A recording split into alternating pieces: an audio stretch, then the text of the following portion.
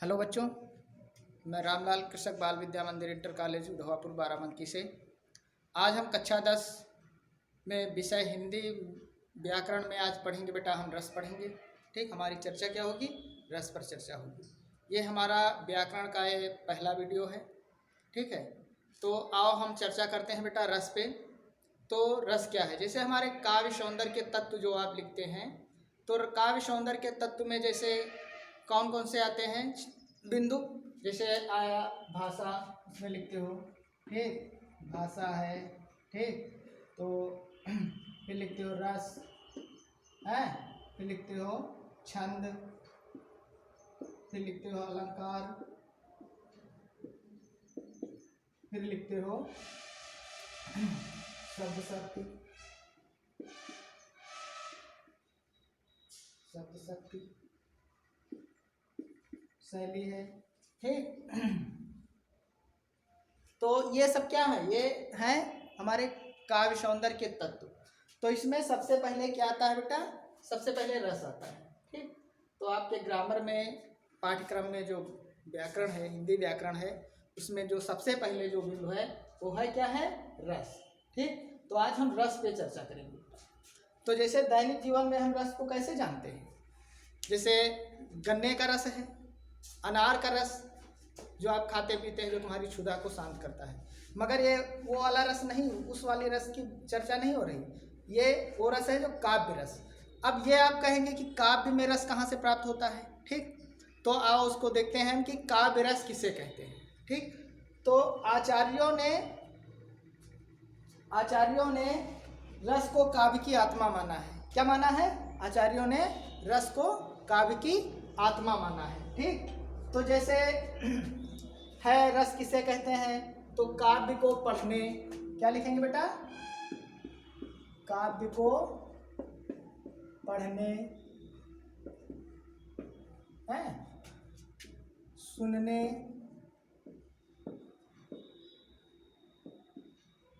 नाटक आदि को देखने से। ठीक, क्या लिखा? कि काव्य को पढ़ने, सुनने, नाटक आदि को देखने से जो हमें आनंद की, क्या लिखेंगे? आनंद की अनुभूति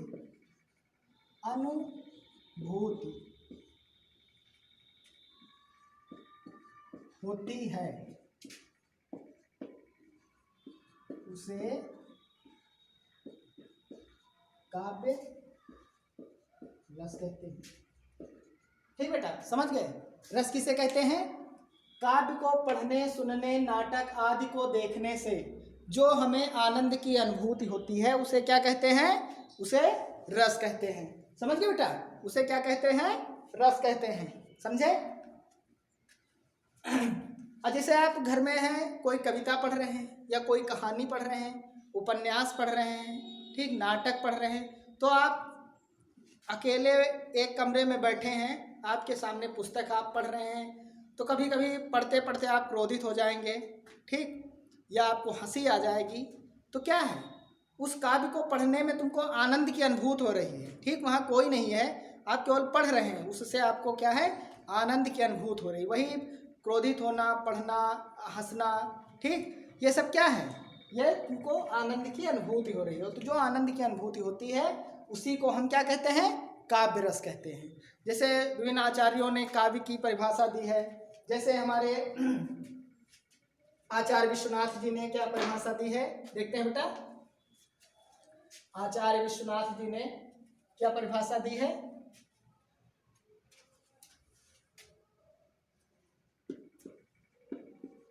आचार्य विश्वनाथ,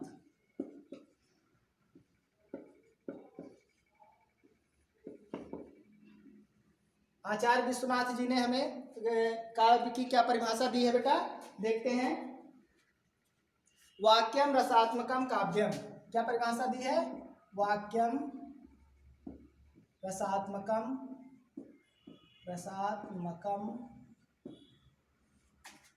काव्यम। ठीक बेटा, क्या परिभाषा दी है? वाक्यम रसात्मकम काव्यम। ठीक, समझे? वाक्यम रसात्मकम काव्यम। तो रसात्मक काव्य ही, रसात्मक वाक्य ही काव्य है। ठीक, रसात्मक काव्य, जो रसात्मक काव्य है वो क्या है बेटा? वही क्या है? जो वाक्य है, जो रसात्मक वाक्य है वो क्या है? काव्य है। तो क्या है? रसात्मक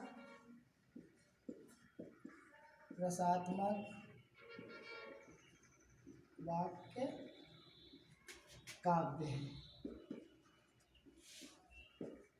इसका अर्थ क्या है? वाक्यम रसात्मकम काव्यम, अर्थात रसात्मक वाक्य ही काव्य है। ठीक, ये आचार्य विश्वनाथ जी ने जो है रस की परिभाषा क्या दी है? वाक्यम रसात्मकम काव्यम, मतलब रसात्मक वाक्य ही काव्य है। इन्होंने क्या माना है? जो काव्य रसात्मक, जो वाक्य रसात्मक है वही काव्य है। ठीक बेटा, अब आओ देखते हैं भरत मुनि ने, जो रस सूत्र के प्रणेता माने जाते हैं, नाट्य शास्त्र के जो प्रणेता हैं, उन्होंने रस की क्या परिभाषा दी है? आओ देखते हैं बेटा।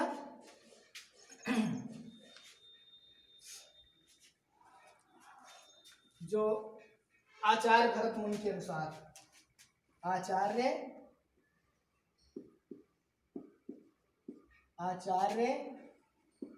भरत मुनि के अनुसार,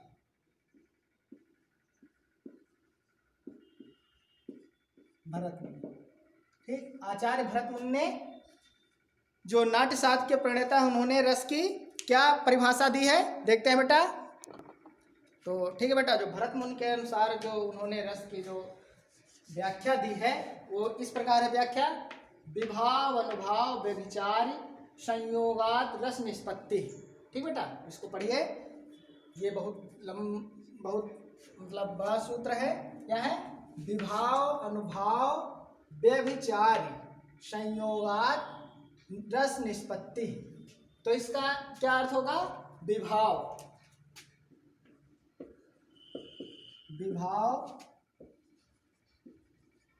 अनुभाव और व्यभिचारी, विभाव अनुभाव और व्यभिचारी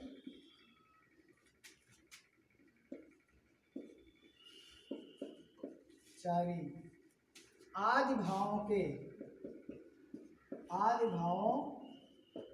से रस की निष्पत्ति होती है।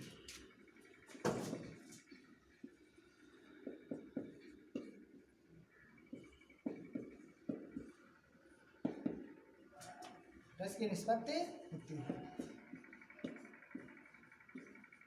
ठीक बेटा, क्या देखा कि विभाव अनुभाव और व्यभिचारी आदि भावों से, व्यभिचारी आदि भावों से रस की निष्पत्ति होती है। तो भरत मुनि ने रस की यह व्याख्या दी। आचार्य विश्वनाथ प्रसाद ने कौन सी व्याख्या थी? वाक्यम रसात्मकम काव्यम। ठीक, रसात्मक वाक्य ही काव्य है। इन्होंने क्या माना? इन्होंने माना विभाव अनुभाव और व्यभिचारी आदि के भावों के आदि भावों से रस की निष्पत्ति होती है। आओ अब आगे देखते हैं बेटा। अब देखते हैं कि जो रस के चार अंग कौन कौन से हैं। रस के अंग क्या देखेंगे बेटा? रस के अंग।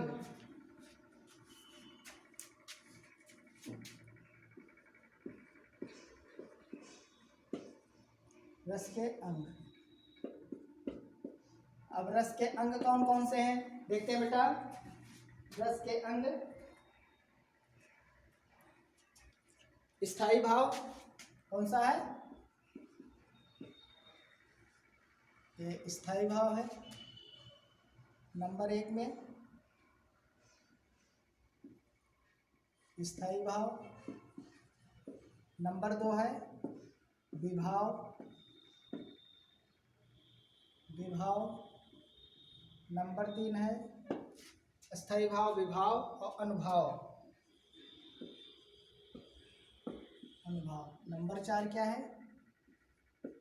व्यभिचारी भाव।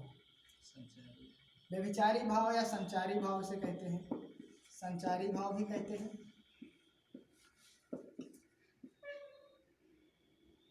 ठीक बेटा, ये क्या है, ये रस के अंग हैं। ठीक, जो रस की निष्पत्ति कैसे होती है, ठीक, रस की का कहाँ से उद्भव होता है, कहाँ से उत्पन्न होता है, कहाँ से निष्पत्ति होती है। तो ये 4 अंग हैं, स्थायी भाव नंबर 1, नंबर 2 विभाव, नंबर 3 अनुभाव और नंबर 4 है संचारी भाव। तो सबसे पहले हम चर्चा करते हैं स्थायी भाव पर। किस पे चर्चा करते हैं? स्थायी भाव पर। स्थायी भाव क्या है? देखिए, हमारे और सबके मन में या हृदय में जो जितने भी रस हैं, ठीक, जैसे 9 रस माने गए हैं, 11 रस माने गए हैं, किसी ने 10 माना है, ठीक। तो जो हमारे अंदर जितने भी रस हैं, ठीक, वो क्या है? स्थायी भाव, मतलब अंदर वो स्थित है, ठीक। वो जब आवश्यकता पड़ने पर या अवसर पड़ने पर ऐसी परिस्थिति उत्पन्न होती है कि वो स्वतः ही प्रकट हो जाते हैं। जैसे हमारे अंदर बहुत सारे भाव हैं, ठीक। अभी कुछ ऐसा हो जाए कि हम हंसने लगें, आप शांतपूर्वक बैठे हैं, कोई ऐसा दृश्य देख लें, ठीक, या कोई ऐसी बात सुन लें, ठीक, या ऐसे कुछ देख लें, तो क्या है, तुम स्वतः हंसने लगोगे। तो कहीं से ये रस आया नहीं, हास्य रस जिसे कहते हैं, ये कहीं से आया नहीं, मगर आप हंसने लगेंगे। अभी कोई ऐसी घटना घट जाए कि आप शांतपूर्वक बैठे हैं, सही से रोने लगें, ठीक, और कभी कभी ऐसा होता है कि क्रोधित हो जाते हैं, तो क्या है, ये तुम्हारे अंदर स्थायी रूप से सारे रस विद्यमान हैं, केवल ये उत्पन्न होते हैं, वो स्वतः ही प्रकट हो जाते हैं। कैसे प्रकट हो जाते हैं? वो ऐसी परिस्थिति, ऐसी घटना होने पर वो स्वतः ही उत्पन्न हो जाते हैं, ठीक। तो स्थायी भाव देखते हैं कितने स्थायी भाव होते हैं, ठीक बेटा। अब उनको हम देखते हैं कि कितने भाव स्थायी होते हैं, ठीक, उनको हम देखते हैं, उस पर। हाँ बेटा, देखते हैं।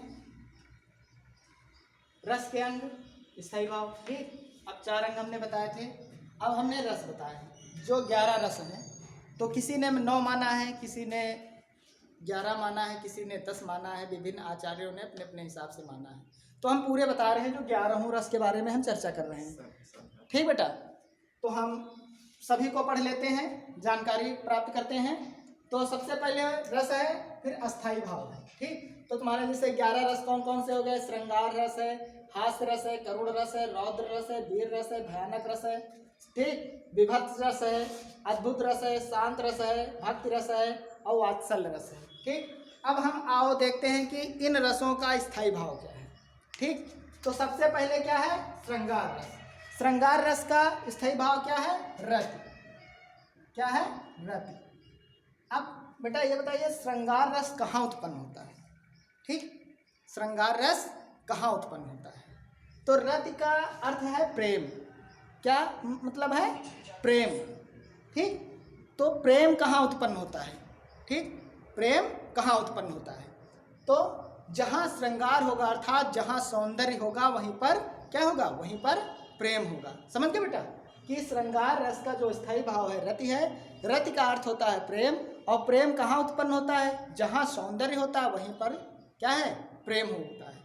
जैसे कोई नायक नायिका के ऊपर मतलब मोहित होता है, तो कैसे मोहित होता है? उसके सौंदर्य को देख करके, उसकी सुंदरता को देख करके, नायिका की सुंदरता को देख करके ही कोई नायक उस पर मोहित होता है या उससे उसके प्रति आकर्षित होता है, ठीक बेटा। तो जहाँ सौंदर्य है वहीं पर प्रेम है, ठीक। तो ये श्रृंगार रस का स्थायी भाव क्या हो गया? रति हो गया। अब हास्य रस है, हास्य, इसका क्या अर्थ है? इसका स्थायी भाव होगा हास्य। क्या होगा बेटा? हास्य होगा, ठीक। तो हास्य कहाँ उत्पन्न होगा? जो हमारे हृदय में हास्य नामक रस पहले से ही स्थित है, ठीक, स्थायी रूप से विद्यमान है। तो ये कब प्रकट होगा? जब कोई ऐसी परिस्थिति आएगी, हम कोई ऐसा दृश्य देखेंगे, ठीक, या हम कोई ऐसी मतलब कुछ पढ़ेंगे या सुनेंगे या ऐसी घटना देखेंगे जिससे स्वतः ही हमारे मुंह से हंसी फूट पड़ेगी, ठीक। तो क्या है? वही हास्य रस, वही अस्थायी भाव है हास्य। हास्य रस का स्थायी भाव क्या है? हास्य, ठीक बेटा। अब करुण क्या है? करुण का मतलब होता है, करुण रस कहाँ उत्पन्न होता है? जहाँ शोक होता है। और शोक कहाँ होता है? इसका स्थायी भाव क्या बेटा? पहले लिख लेते हैं, शोक, ठीक। तो करुण रस कहाँ उत्पन्न होगा? जहाँ शोक होगा। और शोक कहाँ होता है? कोई ऐसी अनिष्ट, कोई ऐसी घटना हो जाती है, जैसे किसी की मृत्यु हो गई या बहुत बड़ा दुख हो गया, कोई आपदा हो गई, ठीक, वहीं तो लोग रोते पीटते हैं। वहीं तो लोग मतलब बहुत ग्रसित होते हैं। तो जहाँ पर करुण होता है, ठीक, वहीं पर क्या है, वहाँ कौन सा स्थायी भाव है, शोक। जहाँ पर शोक होगा वहीं पर क्या होगा, करुण रस की उत्पत्ति होगी। जैसे कोई किसी का प्रिय वस्तु है या कोई प्रिय व्यक्ति है, ठीक, तो जहाँ पर उसके अनिष्ट की आशंका होती है वहीं पर करुण रस की निष्पत्ति होती है। बेटा अगला है रौद्र रस, ठीक, क्या है, रौद्र रस। तो रौद्र कहाँ होगा, रौद्र का मतलब है क्रोध। क्रोध का स्थायी भाव क्या है बेटा, क्रोध। क्रोध, ठीक, तो क्रोध कहाँ उत्पन्न होगा, जैसे गुस्सा आ जाता है ना, कि क्या हम आपस में क्या कहेंगे, गुस्सा मत दिलाओ, ठीक, तो क्रोध कहाँ पर आता है बेटा, कोई ऐसी घटना या कोई ऐसी स्थिति हो जाता है, कोई हमसे कुछ ऐसा कह देता है कि स्वतः ही हम क्रोधित हो जाते हैं, ठीक, तो वहीं पर क्या है, रौद्र रस की निष्पत्ति होती है। जो ऐसी कोई घटना देख करके, कुछ पढ़ करके या कोई ऐसी किसी की कथन सुन करके हमारे अंदर क्रोध जागृत हो जाता है, ठीक, क्रोध उत्पन्न हो जाता है किसी के प्रति, तो वहाँ कौन, रौद्र रस की निष्पत्ति होती है बेटा। अब अगला क्या है, वीर रस है। तो वीर रस का स्थायी भाव क्या होगा, उत्साह। क्या है बेटा, उत्साह, ठीक, तो वीर रस कहाँ उत्पन्न होता है, ठीक, वीर रस कहाँ उत्पन्न होता है, जैसे कोई ऐसी मतलब घटना को देख करके, जैसे क्या हमारे जैसे कोई हमारे देश के बॉर्डर पर कोई शहीद, मतलब कोई जवान शहीद हो गया, ठीक, अब उसको हम सुन करके, ठीक, तमाम सारी ऐसी आतंकवादी घटनाएं हुआ करती, तो हमारे अंदर एक उत्साह उत्पन्न होता है कि हम भी चले बॉर्डर पर और हम भी वहाँ लड़ें, ठीक, हम भी शहीद हों।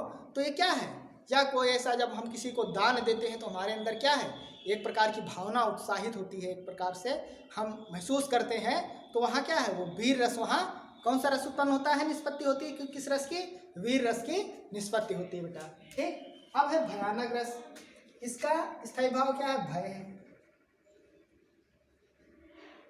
इसका स्थायी भाव क्या है बेटा, भय। तो भय से ही आप इसकी निष्पत्ति होती है, भयानक रस की। तो भय कहाँ उत्पन्न होगा, है, भय कहाँ उत्पन्न होगा, जैसे हम किसी ऐसी घटना को देख लें, या जैसे हमने शेर को देख लिया, ठीक, या किसी सर्प को देख लिया, ठीक, तमाम सारी ऐसी मतलब जीव जंतु हैं जिनको देख करके या ऐसी हम घटनाओं को देख करके डर जाते हैं, हमारे अंदर भय उत्पन्न हो जाता है, ठीक, तो क्या है, ऐसी स्थिति में भयानक रस की निष्पत्ति होती है, ठीक बेटा। अब अगला देखते हैं बेटा, सातवां विभत्स रस। विभत्स का क्या होता है, जुगुप्सा। क्या होता है बेटा, जुगुप्सा,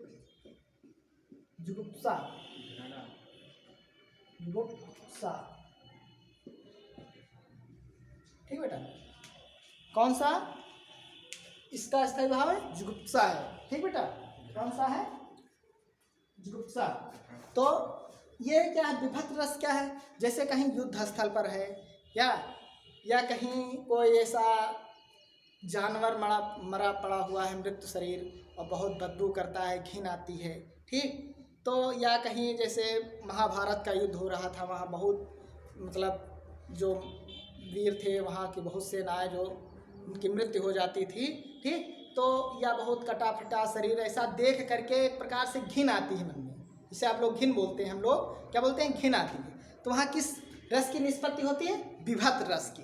किस रस की निष्पत्ति होती है, विभत्स रस, जो जुगुप्सा स्थायी भाव है इसका, और किस रस की निष्पत्ति होती है, विभत्स, ठीक, जहाँ पूरा शरीर जो है छत बिछत पड़ा है, कावे चील कुत्ते नोच नोच के खा रहे हैं, ठीक, ऐसे दृश्य से किस रस की निष्पत्ति होती है, विभत्स रस की, जिसे हम क्या कहते हैं, घिन आती है, ठीक बेटा। अब अगला क्या, अद्भुत रस। अद्भुत रस, ठीक, इसका स्थायी भाव क्या है बेटा, अद्भुत रस का स्थायी भाव क्या है, विस्मय। क्या बेटा, विस्मय। विस्मय है या आश्चर्य, आश्चर्य, ठीक बेटा। जैसे हमने कुछ देख लिया, ठीक, अरे ये ऐसे हो गया, या इतना बड़ा है, ठीक, तो क्या हम आश्चर्यचकित हो जाती हैं। कोई घटना हमारे सामने ऐसी घट जाए, या हम कुछ पहले ऐसा कुछ देखें, ठीक, तो क्या है, जैसे हमने हाथी कभी नहीं देखा है। ठीक, अब हमारे सामने हाथी का, अरे इतना बड़ा हाथी होता है, इतना मोटा, तो क्या हम आश्चर्यचकित हो गए कि इतना बड़ा। ठीक, या ऐसी कोई घटना घट जाए जिससे हम आश्चर्यचकित हो जाए, तो वहाँ किस रस की निष्पत्ति होती है बेटा? वहाँ अद्भुत रस की निष्पत्ति होती है। कोई अद्भुत रस की निष्पत्ति होती है जब हम कोई ऐसी घटना देखते हैं जो हमारे जीवन में पहले घटित होती है और हम आश्चर्यचकित हो जाते हैं उस दृश्य को देख करके, तो वहाँ पर अद्भुत रस की निष्पत्ति होती है बेटा। हाँ, अब है शांत रस। ठीक, कौन सा रस है बेटा? शांत रस। ठीक, तो शांत रस कहाँ उत्पन्न होता है बेटा? शांत रस कहाँ उत्पन्न होता है बेटा? इसका है निर्वेद। क्या है? निर्वेद। स्थायी भाव क्या है बेटा? निर्वेद। ठीक, अब निर्वेद क्या है? जिसे कोई भक्ति है। ठीक, तो कहाँ जिसे कोई ऐसी भक्ति है, तो हम क्या भक्ति में क्या ढूंढते हैं? शांत ढूंढते हैं। क्या ढूंढते हैं? शांति हमको कहाँ मिलेगी? तो शांति कहाँ मिलेगी? ठीक, शांति हमको कहाँ मिलेगी? जब हमारे अंदर क्या होगा? निर्वेद होगा। ठीक, मतलब सहनशीलता, संतोष होगा। ठीक, कुछ ऐसी परिस्थिति आएगी कि हम इतना चिंतनशील हो जाएंगे कि एकदम शांत, सब कुछ भूल जाएंगे। तब हमको क्या होगा? जब हमको सब कुछ भूल करके हम एकदम चिंतन मनन में बैठ जाएंगे। ठीक, किसी ध्यान विशेष में, किसी के ध्यान विशेष में बैठ जाएंगे, तो वहाँ क्या है? वहाँ पर शांत रस की निष्पत्ति होगी। अगला बेटा क्या है? भक्ति रस। तो यहाँ देव विषय गति। क्या? देव विषय गति। देव विषय गति। भक्ति रस कहाँ होती है बेटा? देव विषय गति। ठीक, इसे क्या बोलते हैं? देव विषय गति। देव अर्थात जो ईश्वर के प्रति, ठीक, परमात्मा के प्रति जो हमारी भक्ति होती है, वहाँ पर क्या है? भक्ति रस की निष्पत्ति होती है। जो एक भक्ति का ईश्वर के प्रति जो प्रेम होता है, जो भक्ति होती है, ठीक, उसे हम क्या कहते हैं? देव विषयक रति कहते हैं। ठीक, उसी से क्या है? भक्ति रस की निष्पत्ति होती है। अब वात्सल्य रस। ठीक, इसका अस्थायी भाव है बेटा वात्सल्यता। वत्सल्यता। वत्सल्यता, इसका स्थायी भाव क्या है बेटा? वत्सल्यता है। ठीक, जो एक माँ का पुत्र के प्रति जो प्रेम होता है, जो एक माँ का पुत्र के प्रति प्रेम होता है, वो है वात्सल्य। जैसे हमारे सूरदास ने माता यशोदा और कृष्ण के विषय में तमाम रचनाएं की है, तमाम कुछ लिखा है। ठीक, तो क्या है? जब माता यशोदा क्या है, जब भगवान श्री कृष्ण की चोटी बनाती थी, माखन रोटी खिलाती थी, ठीक, अंजन लगाती थी, तमाम प्रकार की उन्होंने भगवान श्री कृष्ण के बाल जीवन से संबंधित घटनाओं का, ठीक, वर्णन किया है। तो वो क्या है? वहाँ पर सब में क्या है? वात्सल्य रस है। जो माँ का पुत्र के प्रति प्रेम होता है, वहाँ पर वात्सल्य रस की निष्पत्ति होती है बेटा। ठीक, तो आप समझ गए स्थायी भाव। स्थायी भाव कितने हैं? ठीक, जो 11 रस हैं, इनके अलग अलग स्थायी भाव हैं, हमने सब कुछ बता दिया है। अब देखिए आपके पाठ्यक्रम में जो 11 रस हैं, ठीक, तो कक्षा 10 के जो पाठ्यक्रम में है, तो इन रसों में से केवल आपको 2 रस पढ़ने हैं, 2 रसों का अध्ययन करना है। जो 2 ही रसों से आपके बोर्ड परीक्षा में 2 ही रसों से आपके क्वेश्चन पूछे जाएंगे, जो है हास्य रस है बेटा और करुण रस। केवल आपको पाठ्यक्रम में केवल 2 ही रस पढ़े जाएंगे। ठीक, तो सबसे पहले हम उसके रस के विषय में हमने जानकारी प्राप्त कर ली। ठीक, उस पर हमारी चर्चा हो गई, सब कुछ जान लिया। अब केवल आपके पाठ्यक्रम में के 2 रस पढ़ने हैं। ठीक, कौन कौन से रस? हास्य रस और करुण रस। ठीक बेटा, तो हम अगले वीडियो में हम हास्य रस और करुण रस पर चर्चा करेंगे। ठीक है, तो धन्यवाद बेटा। फिर अगले वीडियो में हम आपसे मिलते हैं।